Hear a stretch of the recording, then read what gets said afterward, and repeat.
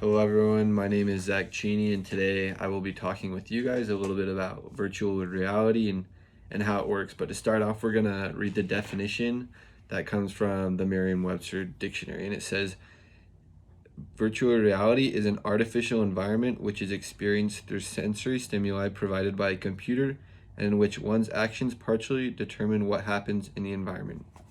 So this is kind of a complex definition, but if you think of what virtual reality is called, they're trying to make reality virtual. They're trying to make real life as real as possible, but in a virtual world. And for this, they had different VR types. For example, they have a head-mounted type, they have smart eyeglass systems, they have heads-up displays, or they have contact lenses. And all of these different types they basically use to try and make the real world as real as possible, but in this virtual world, to try and make it life size, and to try and have people think that they're actually in the real world. And there are 4 crucial technologies that come to VR that are important, that are right behind me.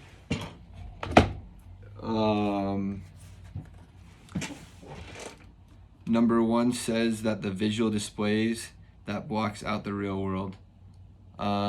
2 says graphic rendering system that generates 20 to 30 frames per second. The 3rd one says tracking system that continually reports the position and orientation of users' head and limbs.